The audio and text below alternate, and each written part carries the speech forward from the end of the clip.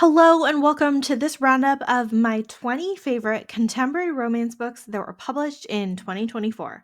I'm Olivia, your favorite resource for book recommendations you can easily screenshot. You're watching Random Olive Reads. Barely Even Friends by May Bennett is a super cute and steamy Beauty and the Beast retelling. We're off to a historic estate renovation with Bellamy, who's in charge of the project because her father, Maurice, is ill and she finds a grumpy recluse, Oliver, there. Oliver is resistant to the renovation, mostly because his grandfather is being overly controlling and also because he doesn't want anyone in his house. But the house isn't really his, and he's stuck doing whatever his grandfather wants. Bellamy is the ultimate sunshine, full of ideas and energy to complete the project, and she wears these super cute suspenders that Oliver is obsessed with. She's also got some hangups related to relationships because her last guy was a total dud and told her that she's not the kind of girl that sparks commitment. We get to see Belle and Oliver super slowly come to a truce, and then friendship, and then more. This was absolutely delightful. Make the Season Bright by Ashley Herring Blake is full of angst. So much angst. This one is a second chance romance that involves one person having left the other at the altar. And we do get a flashback to the wedding day, and it is absolutely heartbreaking. Charlotte believes her Decembers are cursed between her absentee mother and a fiance that left her at the altar during a December wedding. She ends up on Christmas vacation with her quartet of holiday loners at a very cheery, query mountain town in Colorado, only to find that her ex fiance, Brighton, is also there, being dragged there by a different family member. It's totally awkward. Brighton is all sorts of guilty, and Charlotte wants to pretend they don't know each other. Plus, their hostess's mom is trying to set everyone up in this matchmaking activity. We get all sorts of small town, small group chaos, along with angst oozing out of every interaction. Even when you think that Charlotte and Brighton can't reconcile their issues, we get to see how it all plays out. Worst in Show by Anna E. Collins is a cute, quirky, and funny rom com with rival pet shop owners and their merry band of furry friends. Cora is working at her grandfather's pet shop and stressing out because it's not doing well financially. Unfortunately, a fancy pants chain store is opening up across the street, and the owner, Leo, is a big fat jerk. Except he isn't really a jerk, and he's actually super attractive. They slowly come to a truce and then pair up to train their respective dogs for an upcoming dog show, and then slowly start to form a relationship. Everyone's got parental baggage to deal with and all sorts of stress and anxiety, but the dogs are the best supporting characters in the story and make everything so much better. Here We Go Again by Allison Cochran is another standalone novel. Logan and Rosemary were best friends as tweens, enemies as teens, didn't see each other for a decade, and now enemy coworkers teaching at the same high school they attended. They're also complete opposites in personality and demeanor and are constantly antagonizing each other. They're also both completely dedicated to their former teacher and mentor, Joe, who's dying of cancer. When Joe wants both the girls to drive him across the country so he can die in his remote cottage, they think it's a terrible idea, but then give in because they want to honor Joe's wishes. And it's pretty much an awful road trip with arguing and detours and dodgy accommodations. But through this trip, everyone gets to deal with all of their past regrets and inner demons and actually communicate with each other. And while the death trip is sad and full of grief, we do get to see Logan and Rosemary reconcile and begin to understand each other better. This is funny and heartbreaking and so very delightful to read. Love in Bloom by Lucy Eden involves Emma having the worst day ever driving to the will reading of her late grandparents, which also involves an awkward first meeting with the farm manager Dan. It turns out she inherits her late grandparents' farm and doesn't know what to do with it since she's been estranged from them for the past 25 years. When her regular life blows up, she escapes to the farm to learn what she can about the past. She learns how to rely on others, like the handsome and kind Dan, and how to integrate into small town life. Plus, the farm has a bonus secret that explains the town's reliance on it. This was flirty and steamy and emotional. The next Best of Fling by Gabriela Gemez is book one of the Librarians in Love series. This was chaotic and messy, and I couldn't put it down. Marcella has been pining for her best guy friend Ben for years and in for total heartbreak when he proposes to his longtime girlfriend Alice. And as if going to an engagement party wasn't enough anxiety, she has to stop Ben's brother Theo from drunkenly declaring his feelings for Alice. When they leave the party together and then show up at brunch together the next day, everyone thinks they hooked up, and then they decide to go along with it to prevent anyone from suspecting their real feelings for the engaged couple. We get a fun little fake dating situation for a hot minute until they decide to go with a friends with benefit situation instead. But Theo doesn't know about Marcella's crush on Ben. Everyone's telling Marcella to stay away from Theo, and Marcella's just trying to protect herself from getting hurt. It's all sorts of messy and dramatic, but Theo has generally been open and honest with Marcella about his feelings and is the one making a real try at a real relationship. Overall, Theo's the best, Ben's the worst. Alice is actually a decent friend, and Marcella just needs a pep talk. Hers for the Weekend by Helena Greer is book 3 of the Kerrigan's Christmas Land series. Tara is the stuffy, proper ex fiance of Miriam from book 1, who's invited to attend Miriam's wedding to Noelle, a tree farmer at Kerrigan's. She lies and tells her friend Hannah that she has a new girlfriend who she'll be bringing to the wedding, even though she does not actually have a girlfriend.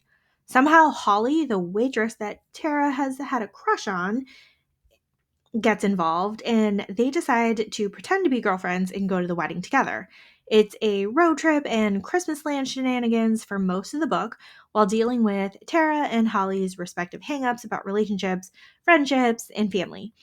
Everyone's a mess, and we revisit the chaotic found family of Kerrigans.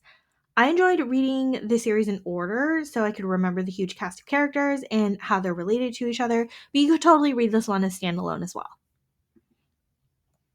Not in Love by Allie Hazelwood has a one night stand, sort of. Rue is a food engineer working with her mentor at a small biotech company that seems to be in the process of a financial takeover. And it turns out one of the guys on the opposing team is a thwarted one night stand she met via an app. They're both totally shocked to see each other in this new context, with attraction definitely still simmering in the background. But now they're workplace enemies, so it's not a good idea. While Eli is supposedly the enemy, he's also completely gone for Rue and willing to take whatever scraps of attention or conversation she hands out. He is the ultimate supportive guy, even if he has his own baggage. These two tell each other these awful truths about themselves that they've never told anyone else, and it comes with no judgment whatsoever, just acknowledgement and acceptance. And somehow, this twisted style of communication brings them closer together. Rue is the epitome of antisocial and basically a ball of social anxiety, but she's calm and comfortable around Eli. Maybe because he's so terribly accommodating, but also maybe because he also has a terrible past and can understand her. While Rue thinks that she's betraying her boss and mentor by spending more time with Eli, the boss has a ton of secrets we get to uncover through the business drama of the story. I liked seeing Rue ever so slowly start to open up with Eli and also see him drown in his affection for her. The X Vows by Jessica Joyce is another second chance romance. How much heartbreak can you pack into a romance novel? Turns out a lot, especially for this messy and complicated romance. Georgia and Eli have been best friends for years, gone through a horrible breakup, and now they're stuck together to help their mutual best friend rescue his disaster of a wedding. Both Georgia and Eli have very deeply rooted anxieties and insecurities that make them both understand each other and also resist directly asking for what they need. We get to see all of Georgia's emotions through her week-long whirlwind planning session with Eli, while also dealing with a potential new job situation and feeling abandoned by all her friends. While it's fairly obvious why these two broke up in the first place, there's still a whole lot of insecurity and fear of trying again. The plot seems straightforward enough without a whole lot of external drama, but the internal emotional turmoil is present in every scene. Be prepared for an emotional gut punch. Love Story by Lindsay Kelk is a must read for almost every romance reader. Sophie has secretly written a best selling romance novel, but has not told her pretentious family about it. And the smug and charming Jo is somehow involved in the process and knows her secret. They are all at her family home for her dad's big birthday bash, and Sophie and Joe keep getting thrown together at various circumstances. They've got loads of bickering and bantering and flirting, which is really fun to read. Plus, I loved all of the references to the romance genre and its media criticism. Sophie's family was chaotic and hilarious, and just what you would expect in a rom com situation with a big event that everyone's gathered at. If you're a regular romance reader, I highly recommend this book. How to End a Love Story by Yulin Kwang is one of those books where you're wondering how in the world are these people going to get it together. We get right to the tragic root of the problem here with chapter 1 at Helen's younger sister's funeral. Turns out Helen's 16-year-old sister jumped in front of high school all-star Grant's moving vehicle. Clearly, it's not his fault, but still causes lots of grief and resentment for Helen and her family. Fast forward 13 years, and Helen's book series is being adapted for television. Grant is a fairly talented screenwriter who's tapped for the job, and these two meet again as coworkers. It's awful and awkward and tragic, and they somewhat come to a truce, and then somehow become entangled in a physical relationship. But despite how much they actually like each other in the present day, a real relationship isn't possible with all the animosity that Helen's parents have towards Grant, and Helen's the one enforcing the boundaries of their pre planned expiration date. There is all sorts of emotional angst and bonding here with their shared tragedy and their present day compatibility. Add a splash of overbearing immigrant Asian parents, and we have the perfect scenario for impossibilities. That Prince Is Mine by J.C. Lee is a super cute and funny and sweet and steamy book all in one. Emma is a culinary instructor with a matchmaking godmother who needs an assist on her work reputation, so she sets Emma up on a series of dates with men who are perfect on paper, except they're all slightly awful, and she ends up hitting it off with a handsome stranger at a cafe instead. Emma's got a lot of hangups about love due to her parents' divorce, so she's looking for compatibility rather than sparks. On the other hand, Michelle, a secret prince, is looking for love so that he can get out of a long standing childhood betrothal to a friend that he doesn't want to marry. These two awkwardly flirt, and Michelle is charmingly a dunce at dating, and Emma is totally resistant, especially since Michelle is planning to leave in a few short months. We get a very fun cast of supporting characters, especially Michelle's cousin and his bodyguard, who may actually have an awkward history with each other. I had a great time reading this book and found myself laughing and smiling through a lot of it. The Breakup Pact by Emma Lord has an excellent setup and was narrated by one of my favorite audiobook narrators. We have a single POV novel here with June having been dumped on national TV, turned into a meme, and now dealing with her struggling tea shop on a beachy boardwalk. She runs into childhood friend Levi, who has also been virally dumped recently, and somehow they get caught up in a social media storm calling them the revenge exes. They decide to awkwardly follow through with some fake dating so that June can get more customers in her store and Levi can show his ex fiance what she's missing. It's messy and complicated, especially when we factor in June's teenage crush on Levi and his rejection and radio silence for the past 10 years. We also get a fun cast of supporting characters in the form of June's brother, his fiance, and another one of June's best friends. This book is funny and sweet and cute and steamy and emotional all in one. Love and Other Conspiracies by Mallory Marlowe is a super funny and charming book. Hallie is a web series producer without a series after her ex-boyfriend kicks her off his project, and she's looking for the next big web star. She stumbles on Hayden, who hosts a podcast about conspiracy theories and ghost hunting. They team up to turn his podcast material into video material, and the show is an absolute delight to all of their fans, especially with the quippy banter between Hallie and Hayden. As they get closer together, it's clear they're trying to balance keeping things professional and pursuing their feelings. Hallie is especially skittish since she got out of a toxic relationship with a guy she still works with. The humor and banter here was so fun, and Hayden's emotional intelligence ranks up there with his conspiracy theory intelligence, which is a lot. The Truth According to Ember by Danica Nava is a standalone romance here. Ember is tired of being poor and overlooked in the job search, so she embellishes a little, or a lot, on her resume. She gets the job, yay, but continues to tell white lies to all of her coworkers, including one very handsome Danoa who she isn't allowed to date per company policy. This book is a lot of Ember learning to adapt in her new corporate world, and Danawa being the very best supportive coworker slash friend slash crush. While we get to see the super cute romance develop, we're still a little wary of the potential fallout from all of her lies. Ember is delightfully awkward and funny in all the best ways, and the workplace drama and humor was a lot of fun to read. Four Weekends and a Funeral by Ellie Palmer has a super awkward and tragic setup here when Allison shows up to her ex boyfriend's funeral and his family thinks that they were still very recently dating. The ex boyfriend's sister insists on keeping up the ruse because might help the family deal with all their grief. And then Allison ends up volunteering to pack up the guy's condo.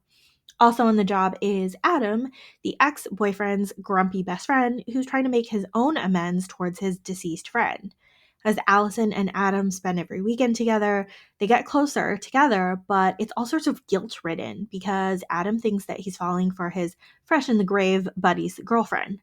Allison has her own hangups about living life to the fullest after having a preventative mastectomy due to her risk of breast cancer, even though she'd probably be happier as a cozy homebody.